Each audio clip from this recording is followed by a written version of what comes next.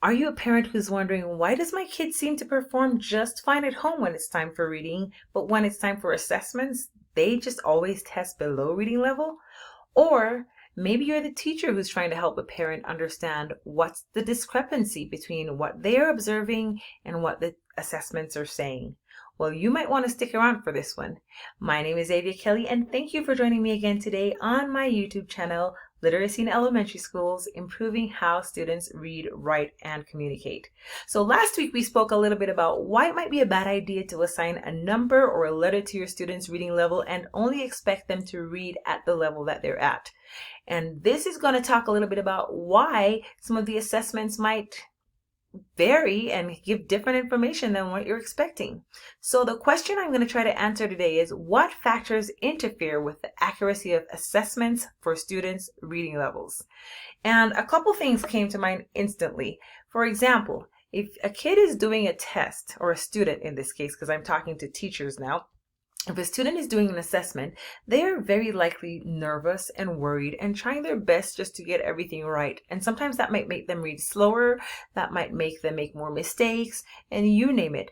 The poor kid is just trying to impress their teacher. I remember giving first assessments to my students at the beginning of the year, and they tried so hard, and bless their little heart.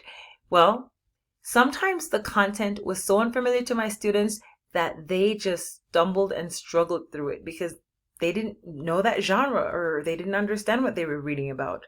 And other times, my students who were struggling with reading would ace the test because that particular story or that content was exactly up their alley, and so they would just cruise right on through it.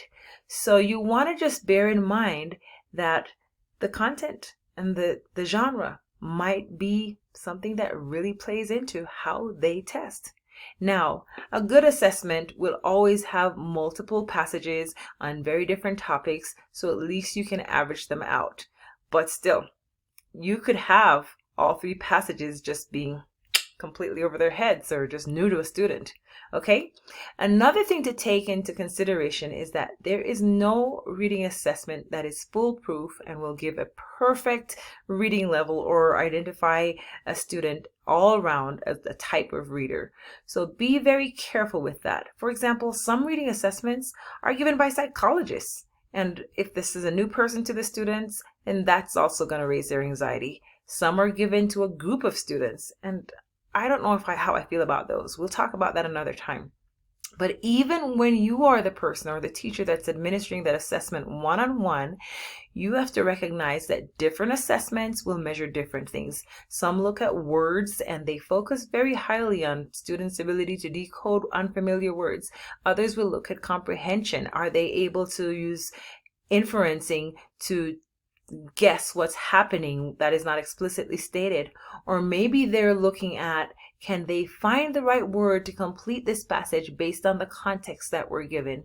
So each assessment measures very different things. And because of that, I mean, there is some overlap sometimes, but because they measure different things, your student or your kid might test really high on their reading level using this assessment and be really low in another. And that is why, again, you can't use a reading level and just say to a student, you tested in this level, so you have to read this one, because different assessments would provide conflicting information in many instances.